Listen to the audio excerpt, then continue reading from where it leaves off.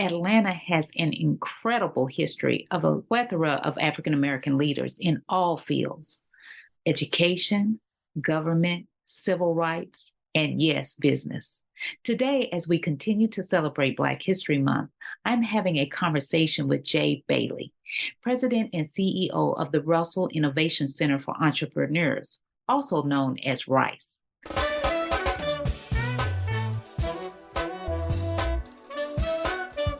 Welcome to the Empowerment Zone with Ramona Houston, where we zone in on Black and Brown relations and our journey to empowering our communities.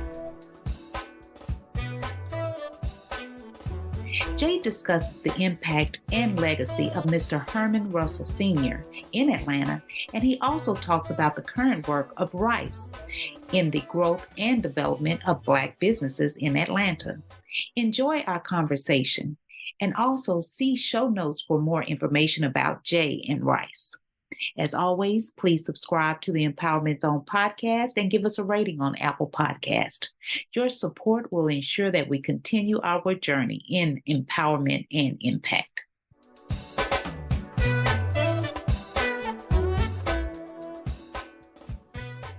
Good afternoon. Welcome to the Empowerment Zone. We are here to have a good conversation about African Americans and entrepreneurship and social impact and all the ways that we empower our communities through business. And I am so delighted to have our guest today, Mr. James J. Bailey, who is President and CEO of the Russell Center. It's also called the Russell Innovation Center for Entrepreneurs. It's out of Atlanta, Georgia. And as you know, here at the Empowerment Zone, we're all about empowerment and impact. And so I'm so happy to have you, Mr. Bailey. Welcome to the Empowerment Zone. Oh, I'm happy to be here to talk all things entrepreneurship, Atlanta, and Black empowerment. So thank you, Doctor, for the invitation. Well, so can we begin by you telling us a little bit about yourself and telling us how you got into this work of entrepreneurship? You know, entrepreneurship has always been a part of my life. And it's been an interesting thread. I started my first business when I was 12. I bought my first house at 19. I made my first million by the time I was 23. But I did not have good money role models, didn't have business mentors. So I literally went from living in a 10,000 square foot home in a country club to being homeless, living in a 9x9 storage unit on Mountain Industrial Boulevard in Tucker, Georgia. It was there, though, that I really had the great epiphany that by the world standards, I had been successful. But I had zero significance. I had done nothing to put a dent in this world nor change anyone's life. And when I started to trace significance, within 4 years out of homelessness, I was helping to run a $30 million nonprofit organization in 10 countries. I was able to retire at 39 and make my soon-to-be wife a promise that I'd never get another job again. But there are very few times in life where you get to be a part of something you know will outlast you. And there are even rare moments where you get to be a part of something that could potentially change the course of history. And I found those things to be true with this opportunity to carry forward the legacy of one of the greatest entrepreneurs and business people this city of Atlanta has ever produced, in H.J. Russell, and building the H.J. Russell's Innovation Center for Entrepreneurs, the largest center in the world dedicated to growing, scaling, and developing Black businesses. It was an opportunity too powerful to say no to, and that's how I found myself here in the work that I do now. It's amazing you talk about going from homelessness to really understanding that life is about, going from being a millionaire to being homeless, to recognizing the fact that life is all about service and serving others.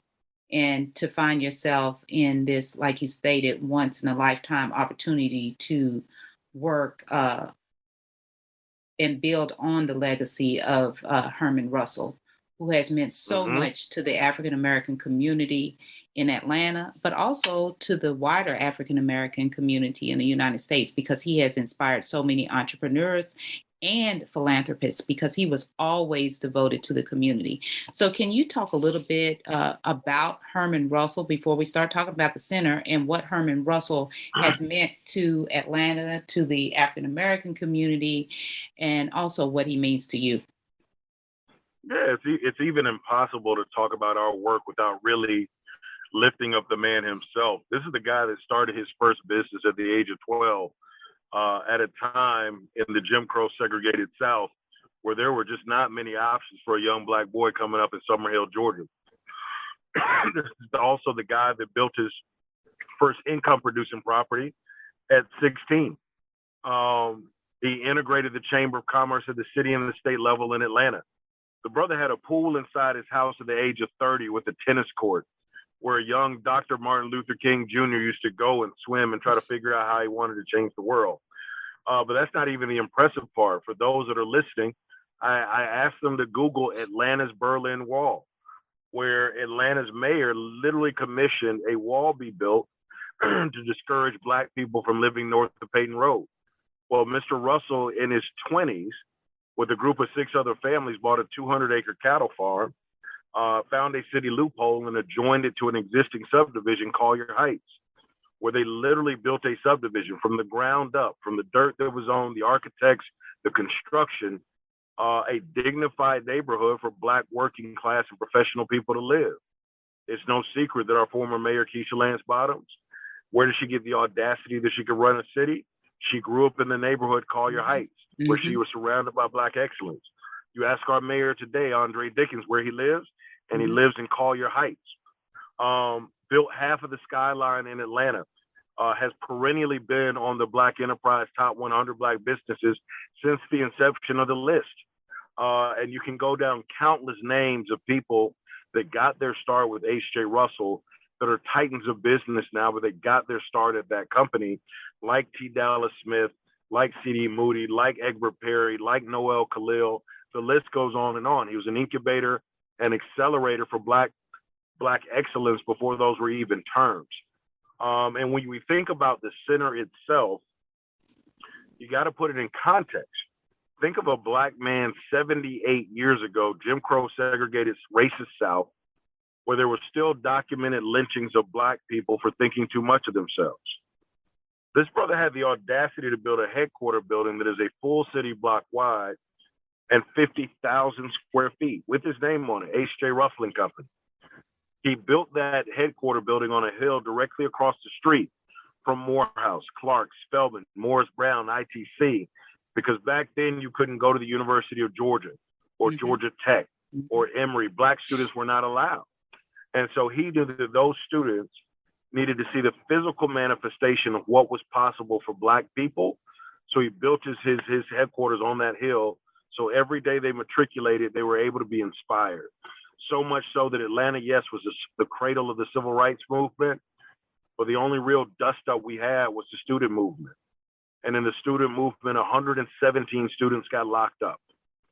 They made one phone call and one man bailed them all out, Herman J. Russell.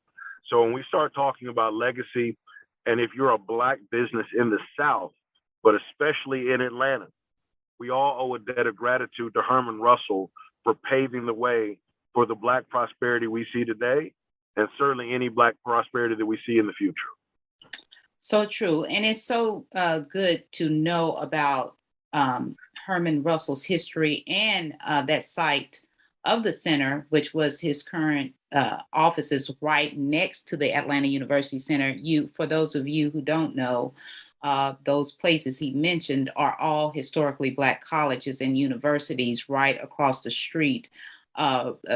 Spelman College, Morehouse College, Morris Brown College, the Interdenominational Theological Center, Morehouse School of Medicine, and Clark Atlanta University that he did mention are part of the Atlanta University Center. And those students get to see Herman Russell and see his inspiration, and also the fact that he took care of people who are actually about social impact and social change. When you look at the civil rights movement and his impact on Reverend Dr. King, as well as many others that were a part of that movement, but also the student movement as well. Thank you so much for sharing that history. So can you tell us a little bit about Herman Russell as a philanthropist? Sure. I mean, I think that he believed that too much is to whom is given. What is it? Too much who is given. He owed. He knew that he had the capacity to do more. I mean, there was a time where he literally donated $1 million to each one of those HBCUs and Georgia State. We wouldn't have our Center for Civil and Human Rights here without Herman Russell. They wouldn't have the MLK papers if it wasn't for Mr. Russell's investment. And there are countless businesses that Mr. Russell, while he was living, poured into and created the capital to help them get their start. You can't really talk even about the great Maynard Jackson, our first Black mayor, who laid the foundation for so much of what we call the Black Mecca. Had it not been for Mr. Russell's endorsement, him cheering, his finance committee, and him really being at the heart of him leading that victory, a lot of what we know today would never have happened. So Mr. Russell was one of those unsung heroes. When you think about the civil rights movement, how did they pay for the meals and the hotels and the flights? It was business people like Mr. Russell that helped undergird the civil rights movement and create the freedoms that all of us enjoy today. Thank you for sharing that. A lot of people don't recognize the interrelatedness between the civil rights movement and the business community, the civil rights community and the business community, because the business community did very much support the civil rights movement in all aspects, from, like you stated, from travel to food to housing to printing flyers, all types of support, and then also providing, as you stated, the intellectual capital behind making a lot of things happen. So, absolutely. And Mr. Herman Russell, he's a whole person, correct? So tell us a little bit about his background as a family man. Well, yeah, I mean, Mr. Russell was through and through Atlanta. He always wanted to build a generational company. His 3 children now run the company currently. In looking at his wife, Otelia, who passed, but also then his widow, Sylvia Russell, that lives today, continues that legacy of philanthropy. And so I think that, he grew up in a time in the South where the Black family was at the core of the Black community, and he carried that forward every day. Yeah, so the reason that we want to talk about Herman Russell as the business person, as the philanthropist, as the family man, as the community leader and icon is because that is all of what the Russell Center really means, right? It represents the Black family the Black community as a family. It represents entrepreneurship, philanthropy, social impact, political empowerment, all of those things. And that's where you come in as the initial CEO and president of the center. So tell us about the center, and then tell us a little bit about what you want, what the vision is for your leadership for the center. Yeah, I mean, I think now at 54,000 square feet and growing, as I said earlier, we're the largest center in the world dedicated to this work. I'm a firm believer that we lose GDP every year because the brilliant ideas that reside on the south side of the tracks of every city in America never reach the marketplace because they don't believe they belong. There's a lot of talk about DEI and diversity, equity, and inclusion, but not enough talk about belonging. And how can we create these safe spaces for Black entrepreneurs to fail and fly, where we can pay a lot of attention to the loneliness, the depression, the anxiety, the self-esteem, the self-confidence, belief that goes into launching any successful endeavor. How can we create the access, the opportunity, the exposure, the wraparound services, the mentorship, the community that businesses need to thrive in a space that's unapologetically dedicated to Black people, in a building that's unapologetically owned by the people that it serves, in the community, by the community, for the community. And so this space is a special one. It's hallowed ground because of the deep legacy and history, but it's also hallowed ground because the internal feeling and why we even changed our name to the Russell Innovation Center for Entrepreneurs. Innovation and entrepreneurship are very abstract concepts. You ask 10 people, you're going to get 10 different definitions. But rather than building a space that's designed to teach innovation and entrepreneurship, we decided to build a space that was literally focused on the most important component of all of this, the entrepreneur. So instead of a building to teach, let this be a center that is a tool for the entrepreneur. And we've had some early successes with that around really leading. We've raised a little over $44 million. Like 3.5 years ago, we started at zero with a zero budget, a gutted out building. And we started to build a vision. Even with a global pandemic, we were able to raise over that $40 million that I spoke of. We support 200 entrepreneurs full time and about 4,000 in our network, and we're growing. We're doing all of this literally starting at zero 3.5 years ago. So the entrepreneurial journey that we talk about is the one that we're living. And so, I think far too often we create programs just to be informal. People say, I got a lot of information. I'll create a program to share that information. We can't just stop at being informal. We've got to be transformative.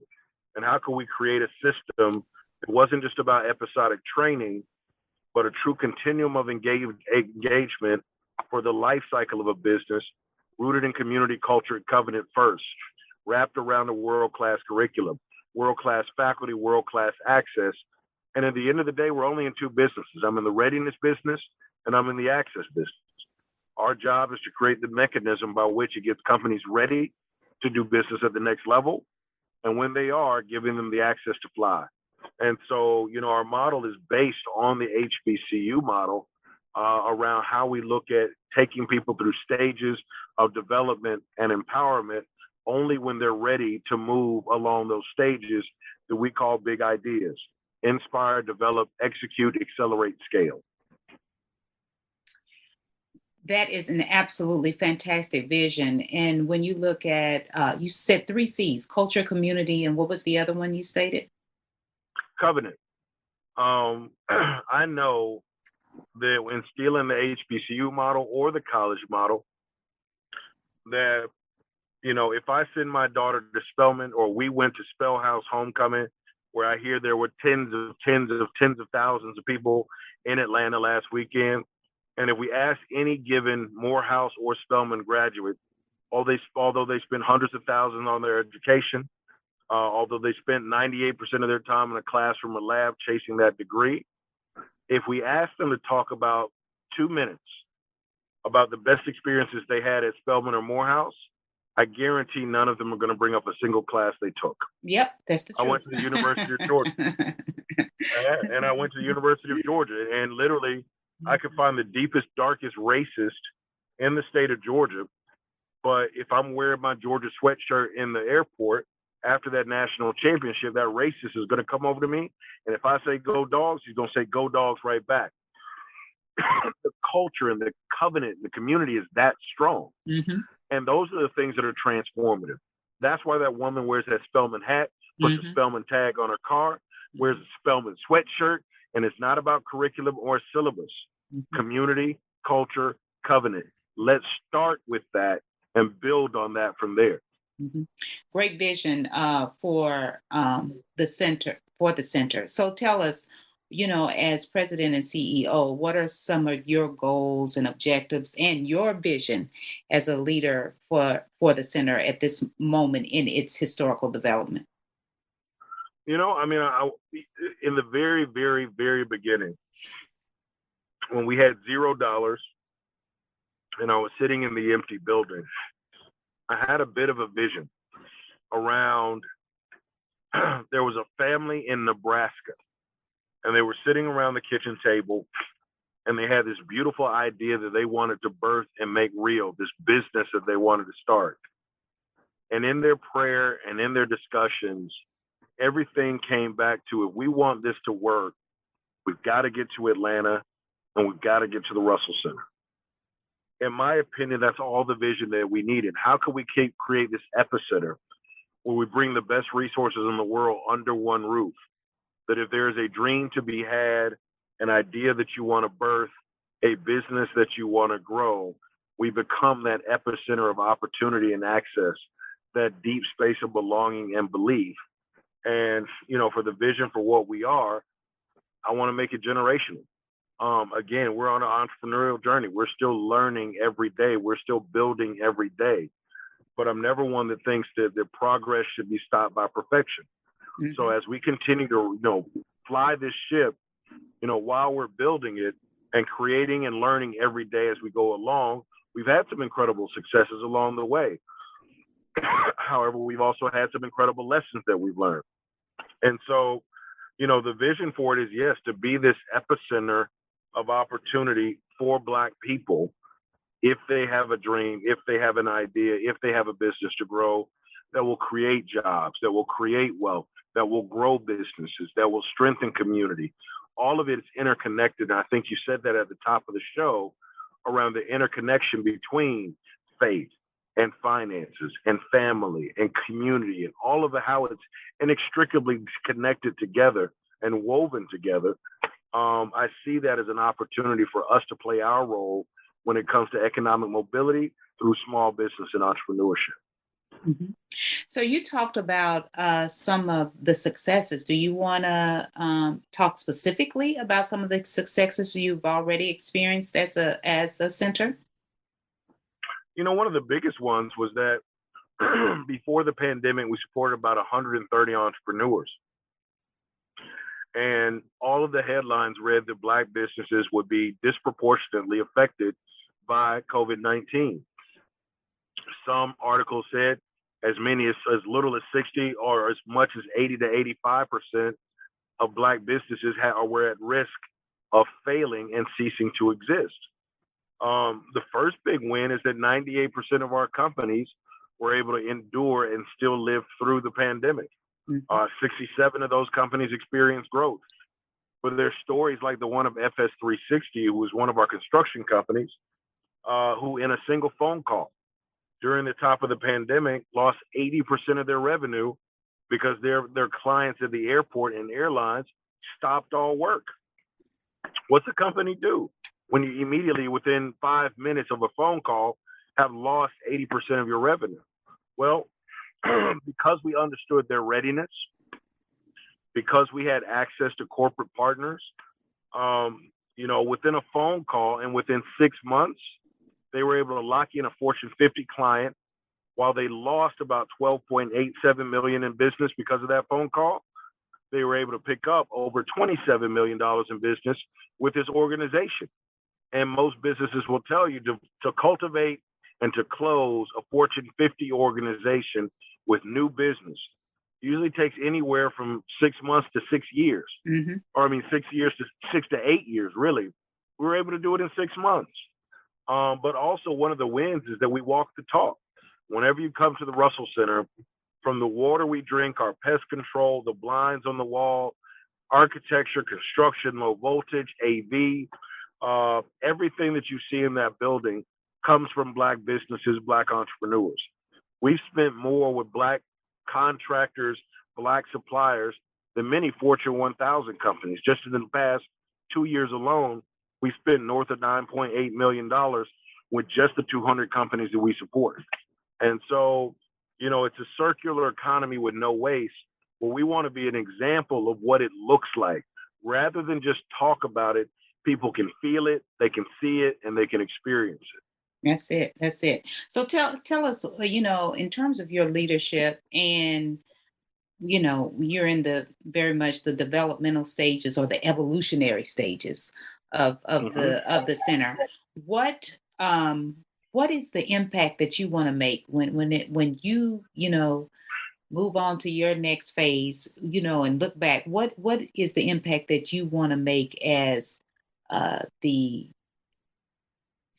first president and CEO of the center? I think that with everything everyone has been through over the past 3 years, all of the racial unrest and uneasiness, of course, the impact of COVID-19. We're going to need more than symbols of hope. Um, we'll need institutions that literally manufacture hope at scale. Mm-hmm. And how can we create a mechanism by which businesses are helped, companies grow, ideas are born that isn't dependent on the leader, Mm-hmm. but literally a system that we have developed that you can put any person in that space who has the qualifications, and the system continues to run. My personal motto is build as we climb. Is derived from the very well-known saying, lifting as we climb. But in my mind, lifting as we climb has kind of one fatal flaw, that if I'm lifting as I climb, it ensures or it necessitates that I'm there to reach down and keep pulling people up. But if I were to build a staircase, everybody in perpetuity that ever experienced that challenge would be able to overcome it because of the staircase that was built. And I would not need to be there any longer. And so that's the way I see the Russell Center. Let us build an institution. And like I said, I stole the HBCU model. HBCUs have had countless presidents and provosts, but the institution still remains, be it Howard or Morehouse or Spelman or Hampton or Harvard or the University of Georgia. Those are institutions that will stand the test of time because they built mechanisms for economic mobility for our youth. I want to do the same thing for our entrepreneurs.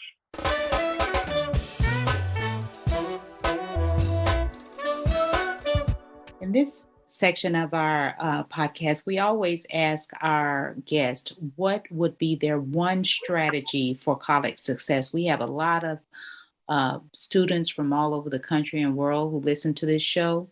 If you could help them be successful in college, what advice would you give them? And could you start by saying what college or colleges did you attend, your degree or degrees, and major or majors? And then what strategy would you give students for college success? Sure. I attended the University of Georgia class of 99 with a speech communications degree. However, I was never a great student. But I understood the power of relationships. And I think for any student that's listening, you also got to reverse engineer. You're in college to learn, develop, and grow in hopes of chasing your wildest and biggest dreams. Well, you got to think for every college professor, educator, teacher, administrator at that college, they're literally living their wildest and biggest dream for some of them. And oftentimes, one of the best pieces of advice that I ever got was from Ambassador Andrew Young, who said to me, son, you better make your friends before you need them. Two ways to look at that. If you're blessed enough to attend a university or a college, some of those people around you can bank on in 20, 30 years are going to be leading large corporations, are going to be mayors and senators and governors. And you were able to build authentic relationships during your time when you didn't have much to give, either one of you.